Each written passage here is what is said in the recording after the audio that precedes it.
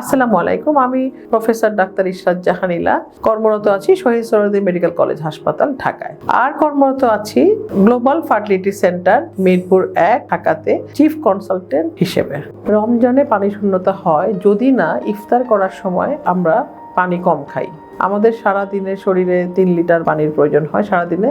সেইটুকু পানি যদি আমরা সন্ধ্যার পরে খাই তাহলে কিন্তু সারা দিনের মধ্যে আর ডিহাইড্রেশন বা পানি শূন্যতা হয় না। এই পানি শূন্যতা যদি হয়, যারা কনসিভ করতে চাচ্ছেন এই সময়ে, এমন নারী বা পুরুষ, তাদের কিন্তু পানি শূন্যতা হলে, ডিহাইড্রেটেড হলে ওভামের ক্ষতি হয়। ওভামটা পানি শূন্য হয়ে গেলে একটু সুইস্ট হয়ে যায়, তার স্ট্রাকচারাল কোয়ালিটি কমে যায়, আর স্পার্মেরও কোয়ালিটি কমে যায়। তো সেই জন্য পুরুষদের ক্ষেত্রে এবং নারীদের ক্ষেত্রে উভয়ের ক্ষেত্রেই পানি শূন্যতা যাতে না হয়, ডিহাইড্রেশন যাতে না হয়, সেই ব্যাপারটা খেয়াল করতে হবে।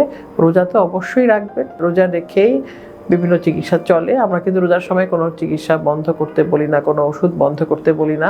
সেই ক্ষেত্রে আমরা একটা কথা বলি, যেটাই হচ্ছে রোজার সময় যেটি আমরা অন্য সময় সকালে ওষুধ খাই, সেটা কিন্তু রোজার সময় সন্ধ্যায় খেতে বলি। অর্থাৎ ব্রেকফাস্ট করার সময় যে ওষুধ খাই সেটা আমরা ইফতারের সময় খেতে বলি।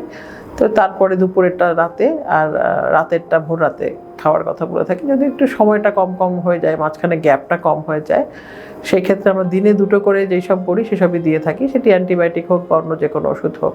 সেই সময়টা খাওয়া দাওয়া একটু পুষ্টিকর খাবার খেতে হবে। ভাজা পোড়া খেলে ডিহাইড্রেশন বেশি হয়, কিন্তু ভাজা পোড়া খেলে দোকানের পুরনো হালিম, পেঁয়াজু, জিলাপি এগুলো কিন্তু খুব ডিহাইড্রেশন করে।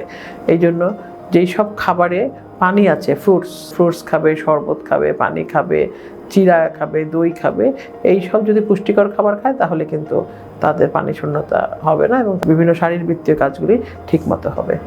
ধন্যবাদ।